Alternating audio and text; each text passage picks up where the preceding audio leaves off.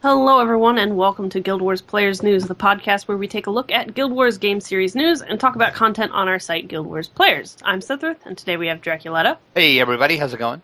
And we have Thoros. Hello. That's normal. Hello. Okay. I don't know what to do about that.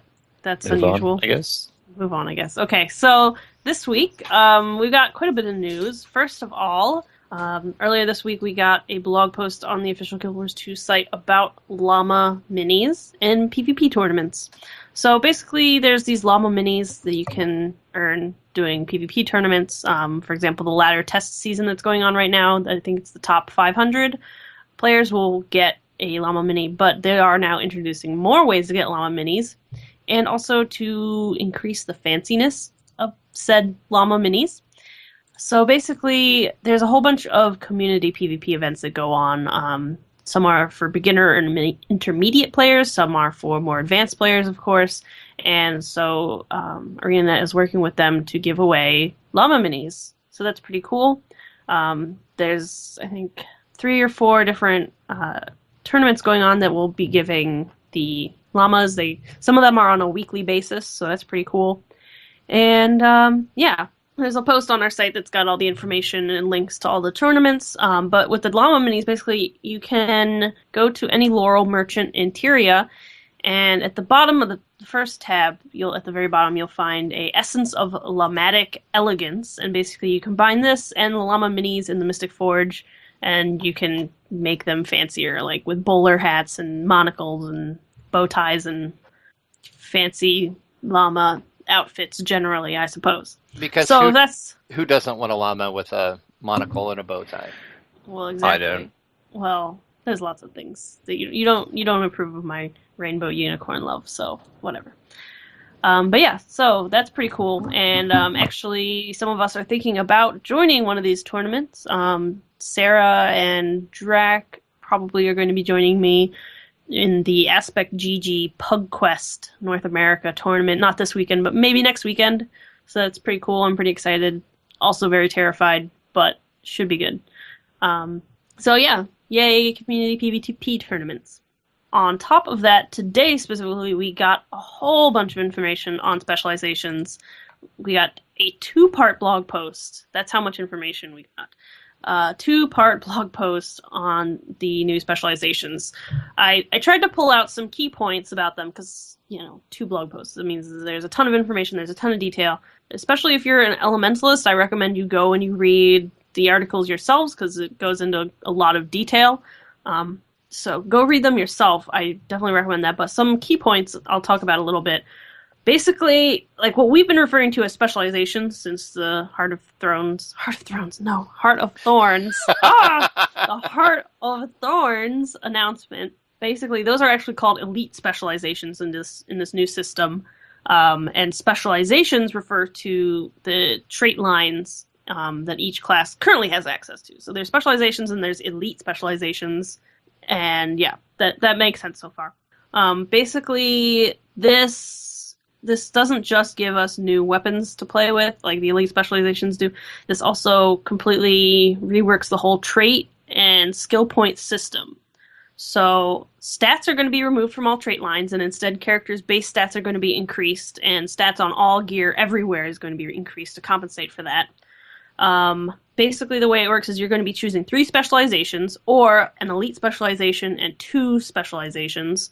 And each of these specializations has 3 minor traits. That kind of works how we have it now.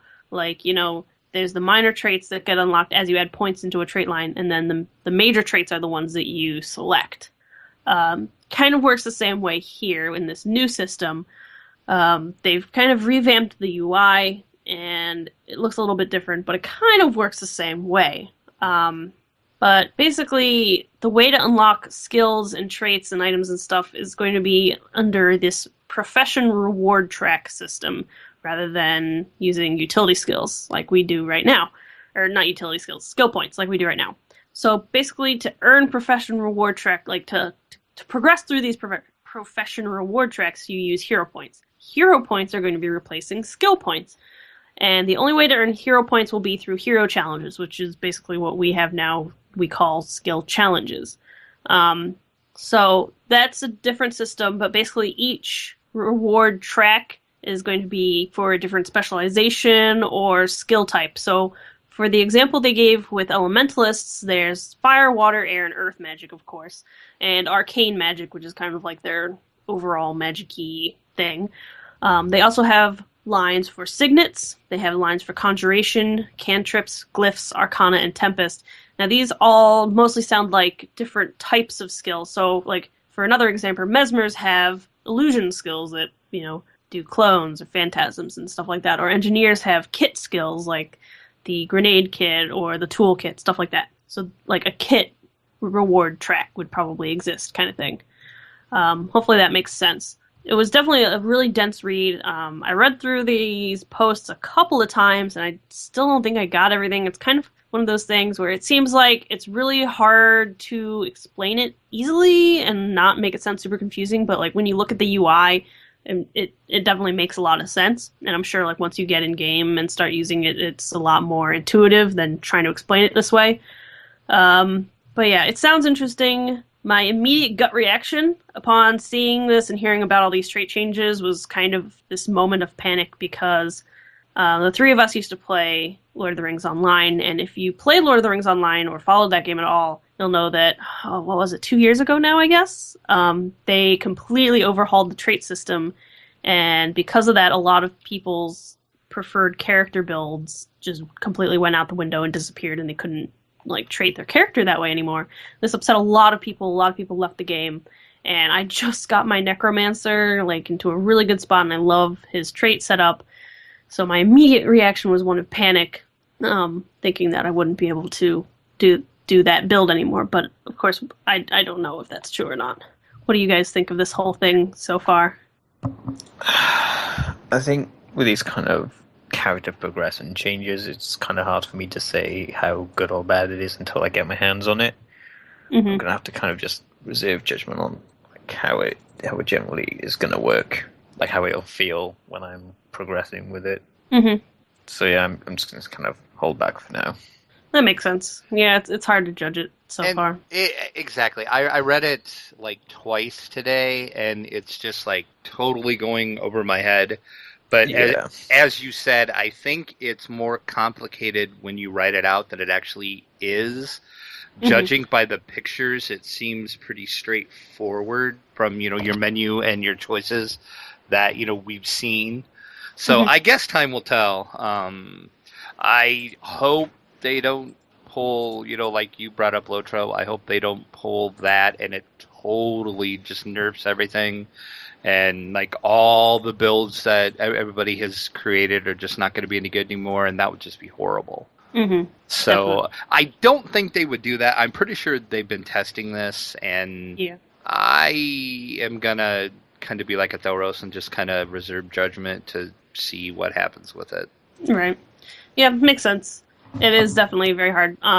But tomorrow they will be having a live stream on their official Twitch channel, which is just Guild Wars 2, and they're going to be doing an Ask Me Anything on specializations. They've already got a thread on the forums collecting questions, and of course I'm sure they will look at Twitch chat tomorrow as well during the live stream, and they're going to be going over questions and hopefully taking a look at all the different specializations and trait systems for all the different classes.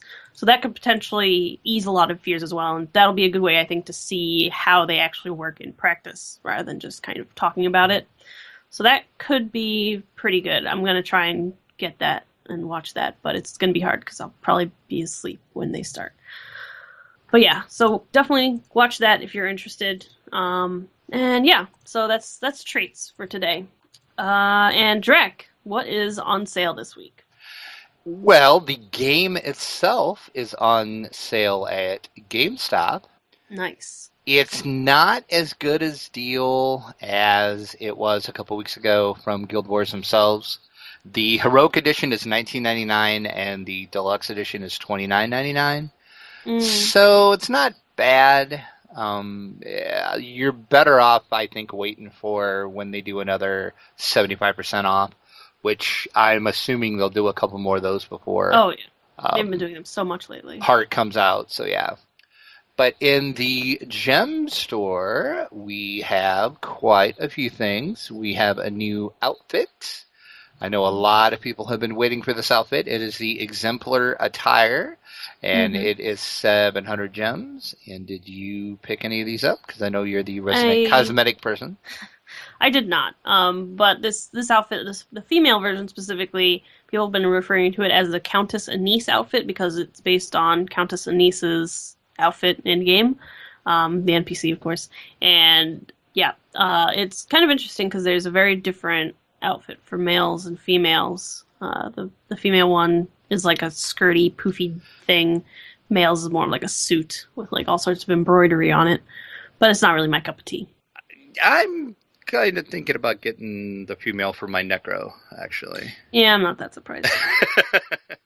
I haven't decided yet, but it's in the store now for 700 gems, and also for 1,000 gems, you can get the Mad Scientist logging tool. And thanks to Dolpy.net, I put a video in the store sale post so you can actually see what this looks like when you are using it. Cool.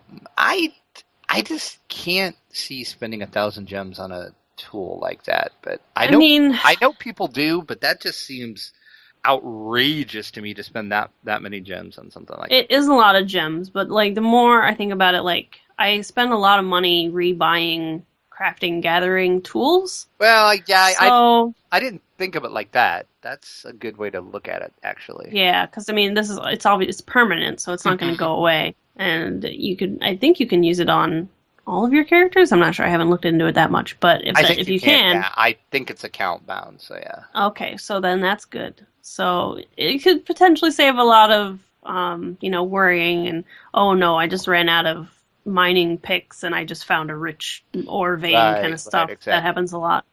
So, I mean, I get it. I get it. But I think that's about it for game news today. So we'll move on to Guild Wars players news on our site. First up, this week, Kelsandra Chapter 4 is up, so definitely go read that. If you haven't been reading it, now is still a good time to catch up because we're only on Chapter 4 here. It's about the human ranger Kelsandra and her Drake. And in this one, I'll give a little. It's not really a spoiler, but I'll give you a little hint. There's some trouble with centaurs in this one, so go check that out. Also, another funny thing I think is she interacts with other races. I think that's a good touch. Because yeah, when you think about the history humans have, they probably would freak out about meeting other races. So definitely go read it. It's really good. I like it a lot. So yeah, go read Kelsandra. This week, Mel also posted up a new article. This one is about the Itzel and Nuhawk sizes. Now, last week in the points of interest video, apparently Irina talked about the sizes of these new frog people. Like we talked about last week, there's a bullfroggy kind of person or race, and there's a tree froggy kind of race, and they talked about their sizes a bit in this live stream. And Mel decided to put together a size chart. It's got the Asura, Hylek, Human, Itzel, Norn, and Nuhawk all to give you an idea of size. And basically, Nuhawk are huge. They are twice the size of Norn. Itzel are the size of Norn. So these are very, very large frogs. Mel thinks that they should not be this big, and I know Atheros, you also agree with Mel that they should not be so absolutely huge. Yeah, it just seems a bit excessive for a race will be presumably interacting with quite a bit all day. Yep, it is definitely very weird because the Nuhawk, they're very tall and they're very just wide. They're just giant, really. They're huge. Norn are pretty huge anyway, and they're twice that big. Yeah, I can't imagine seeing one of these in game and actually seeing it twice as tall as a Norm. That's insane. Yeah. It's gonna like tower over my Ranger. Yeah. And my Ranger is the highest a female Norn can be. Yeah. So I can't imagine this thing towering twice as tall as my Ranger. Jeez. It's gonna be insane. It is. So maybe they'll adjust that. Maybe they won't, I guess. We'll see. But the size chart is very interesting. Go check it out. This week, we also had a new Sounds of Tyria from you, Drac. Yes, and as I said last week, I decided we were going to leave Nightfall behind for a little while, and we've moved on to the Eye of the North. And if you're not familiar, the Eye of the North is the fourth purchable installment of the original Guild Wars game. And it was in its sole purpose, basically, they created it to bridge the gap between Guild Wars 2 and the Guild Wars storyline. Okay, makes sense. So this is how everything kind of bridges together, and you have a Hall of Monuments in Eye of North that we talked about a couple weeks ago, that you can get points for doing stuff in that will transfer over in Guild Wars 2. So, and it was a bit different than any of the other expansions as well, because this was a true expansion and not a campaign. There is no tutorial area, and there is no additional professions. So it was a little bit different. It's a lot of fun. It's my favorite add-on for the original Guild Wars, I think. Just the quest and the storyline as you progress through it, I think, is one of my favorites. It was released on August 31st, 2007, so quite a long time ago. Yeah, it's hard to believe it's been that long since it's out. But the first track that I am going to feature from that is, of course, Gwen's theme. Ooh. And I kind of picked this for two reasons. It's because most people do not realize that if you abbreviate Guild Wars Eye of the North, you get Gwen. Huh. So, yeah, so that's why I picked this one for the first one. And this one is just very haunting. There's a lot of harps, a lot of strings. If you played the game, you know where at in the game this plays. I won't spoil it for anybody, but it definitely revolves around Gwen, and you can kind of picture Gwen and things that happen in the game as you're listening to the song. So go check it out. Cool. So this week we also had a poll up on the site, what your favorite character race is. And this was actually really surprising. The Asura lovers have come out in force. The Asura have gotten 17 votes, which is 35% of the total votes. Char and Sylvari are tied with 9 votes each at 19% each. 6 people said that they just couldn't choose one race, and that makes sense. 4 people voted for Norn, and 3 people said that they love to play human. So that was pretty surprising. Yeah, I was surprised that Sylvari didn't win, but I guess that's just my own personal bias peeking through there because I love salads. Did you guys vote? I did. I did as well. And? What did you vote for? Give you one guess. Did you vote for Norn? No, I did not. Did you vote for Asura, Drac? Yes, I did. Knew someone rigged it. I did not rig it. I voted one time. Sure. And Free I voted characters. for Asura, but I was actually voting for Zoja. I just wanted to change that to Zoja. So play Zoja. Well, no, but I can be like her. Okay, fair enough. So who did you vote for, Atelros? I'm gonna guess Sylvari. Yeah, it's kind of hard to say considering how many characters I play, but yeah, I think in the end I decided to go with Sylvari. Yeah, that's what I figured. Mm-hmm. Makes sense. I was surprised Norn only had 4 votes, though. I know, I was also surprised about that. Figured Norn would be a little higher. You know what I'm not surprised about, though? The low amount of human votes. Nope, I'm not either. Who wants to be human? Yeah. But it's weird because in-game I see so many people playing humans. Hmm. But maybe it's just not their favorite to play, I guess. Who knows? The human itself is, I mean, I like the character models and all of that. I just do not like their storyline. Yeah, it is very boring. Yeah, that's personally my biggest I'm gripe. not overly fond of the voice acting either. Yeah. Oh well. So that was enlightening, I suppose. We have a lot of Asura lovers, despite Thelros's and I's outspoken dislike of that race. We are everywhere. Apparently. So we also had a new video spotlight this week about a Sylvari speed drawing. Thelros, I know you watched that. Yeah, it's actually quite an interesting video for people who've seen this sort of stuff where people like fast forward while drawing something. It's someone drawing the Sylvari, and quite interesting. I'm nowhere near good at drawing myself, so I don't quite understand how they do it, but it is very, very good. Mm-hmm. Yeah, it was very impressive. They used some pencils and some watercolor paint stuff, and it's pretty cool. Mm-hmm. Also, it was a kind of different take on Sylvari leafiness. There was a lot of like bark peeling away type stuff. Yeah. It was pretty cool. Mm-hmm. So this week's community outfit is from Mel, who writes for our site. Mel sent in a picture of, or multiple pictures, I guess, of their Sylvari necromancer. And I thought this was really cool. Mel's Sylvari necromancer is named Melalgia, and he says, "This is my necromancer, Melalgia." I think that's how you're supposed to pronounce it. I don't know. Melalgia, which is a medical term for pain of the limbs, fitting for her class. This means necromancer. I'd also like to add, I don't like the idea of raising the dead. When I made this character, I promised that if I were to summon any undead, that I would immediately delete her, no matter what items were on her. Apparently, I've held on to her for 324 days and 95 hours with no minion summons. Yay.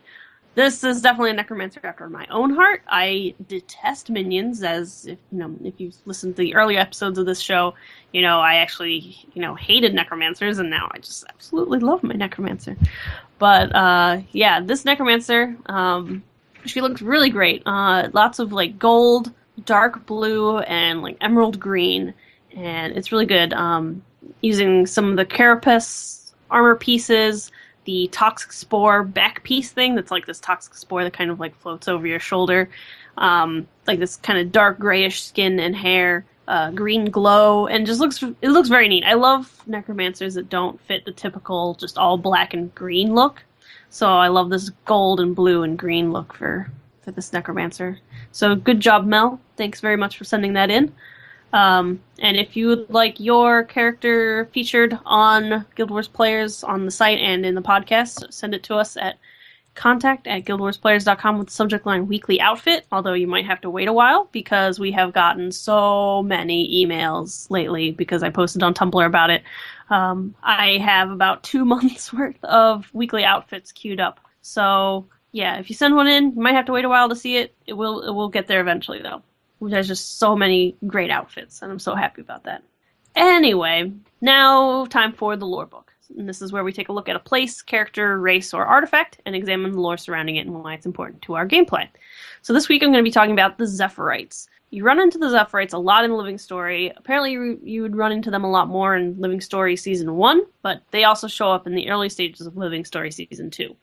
Basically, the Zephyrites are the caretakers of Glint's legacy and heritage. If you don't know, Glint is, or was, the Elder Dragon Kralkatorix's champion, but she rebelled against him and decided that she was going to fight against him, and she likes humans a lot. Basically, Zephyrites started off mostly as humans of Canthan and Elonian background, but they welcome anyone who has the same pacifist ideals and wants to study the aspects. Basically, the aspects are aspects of air magic, and they are specifically sun, wind, and lightning. And the Zephyrites discovered these aspects because once Glint died, they went to her corpse, and they were trying to make sure that her magic didn't fall into the wrong hands. And by examining her corpse, they discovered these aspects of air magic.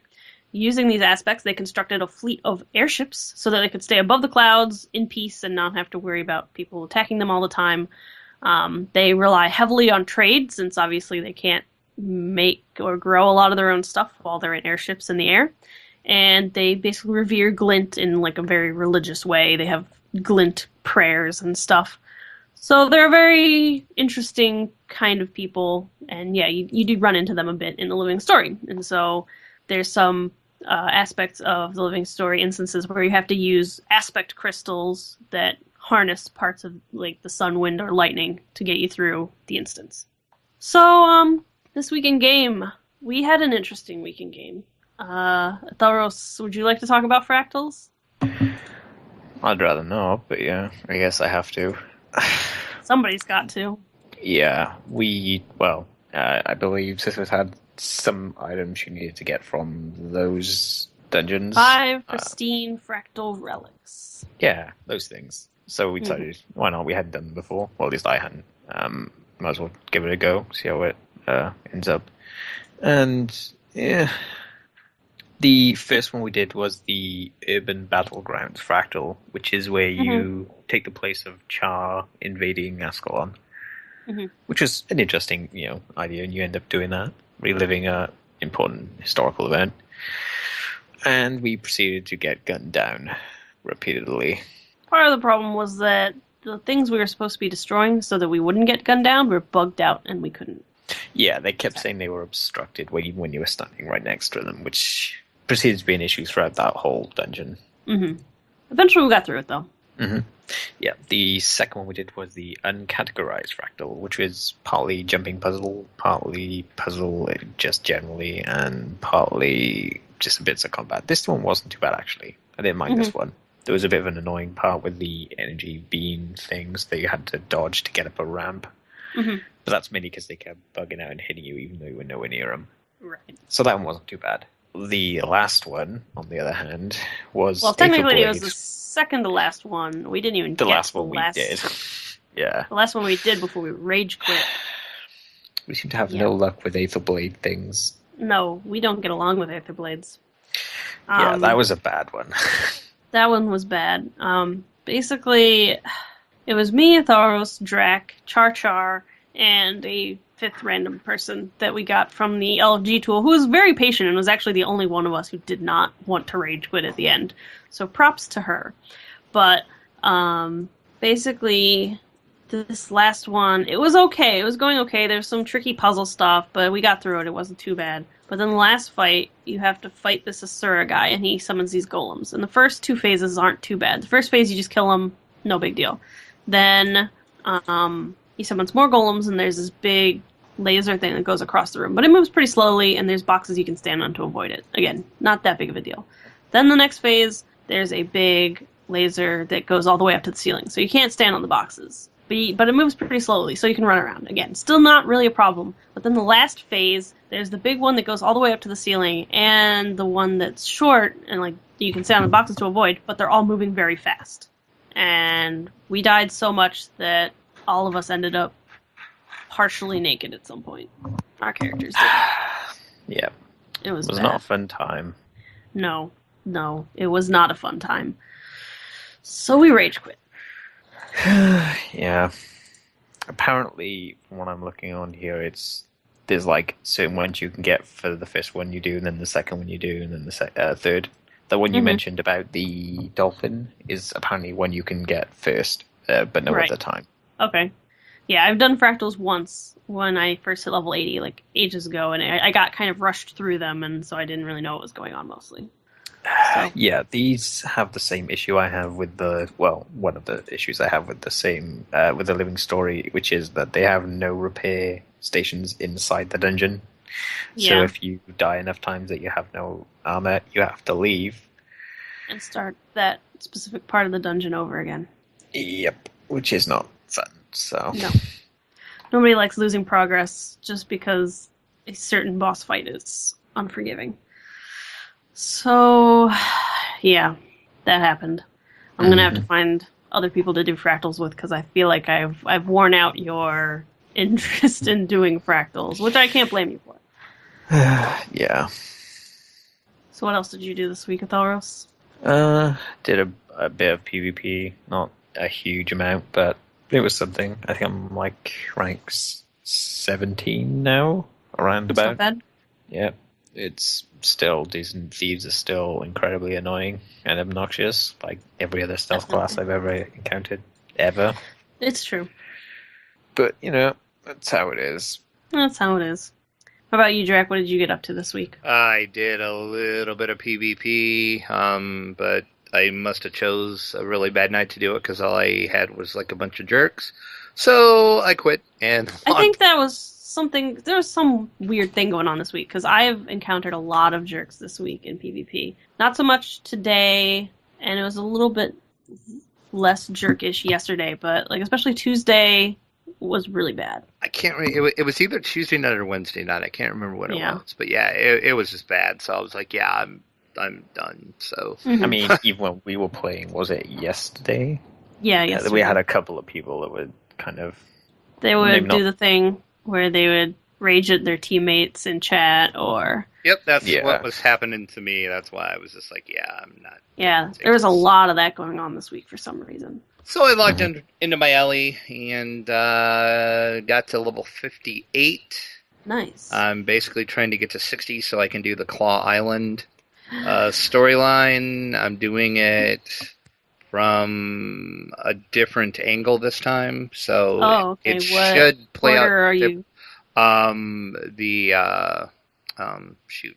Now I totally just lost what it is. Priory? Priory. Thank you. Okay.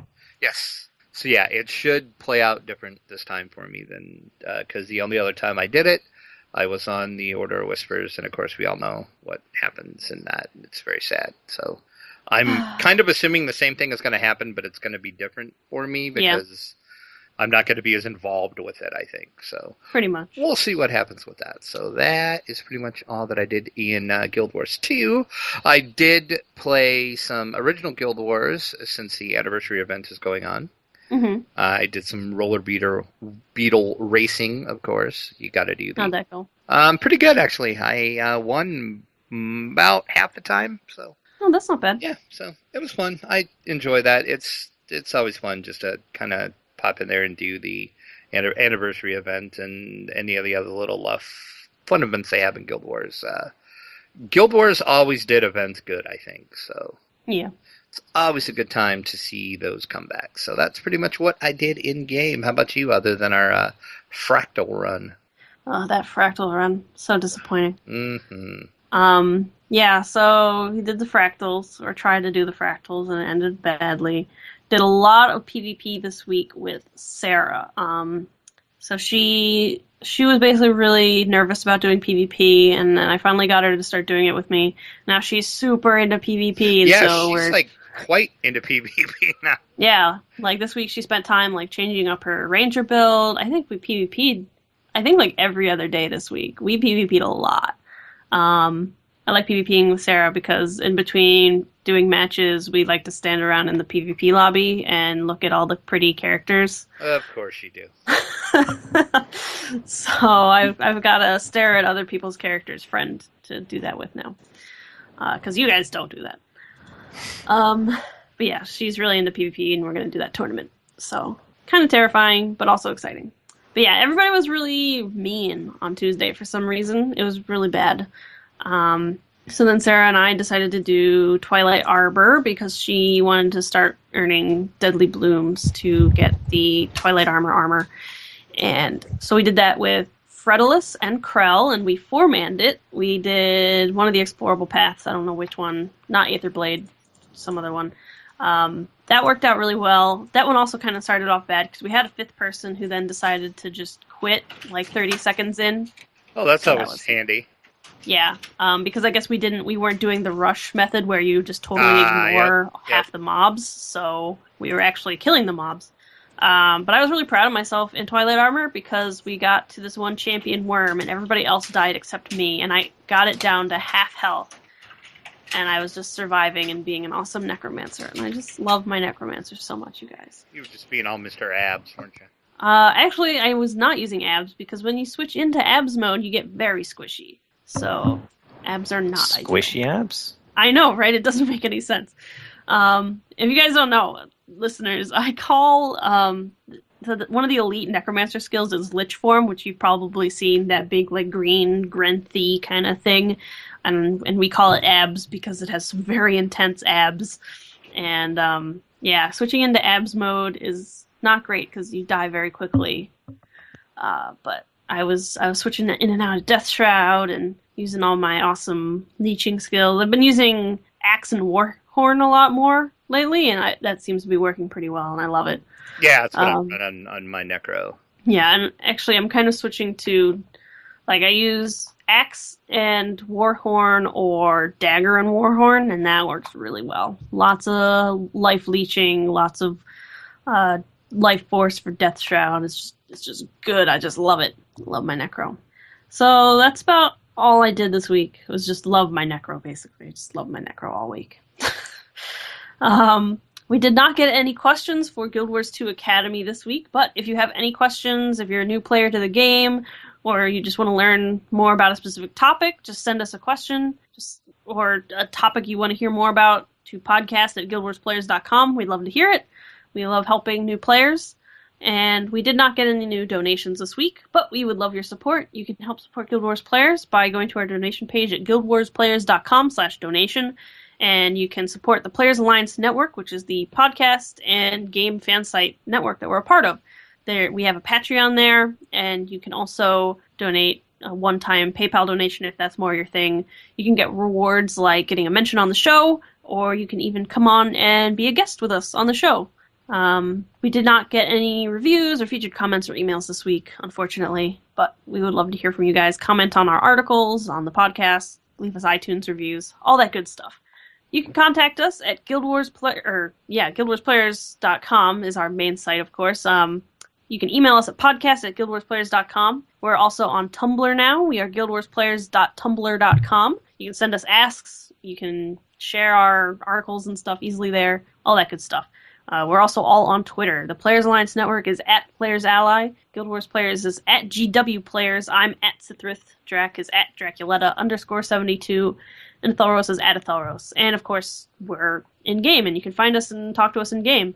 You can find me at Sithrith.6741, Draculetta.7410, and Atharos.3164. The Players Alliance Network has a whole bunch of live shows. Mondays at 8:30 p.m. Eastern is DDO Players News. Thursdays at 6:30 p.m. Eastern is this show. And Saturdays at 8:30 p.m. Eastern is Lotro Players News. You can check out all these live shows by going to guildwarsplayers.com/live. There's a link there to the chat for each of the live shows. And yeah, we'd love to see you in the live chat. Thanks everyone so much for listening. This is Sithrith reminding you to look before you leap.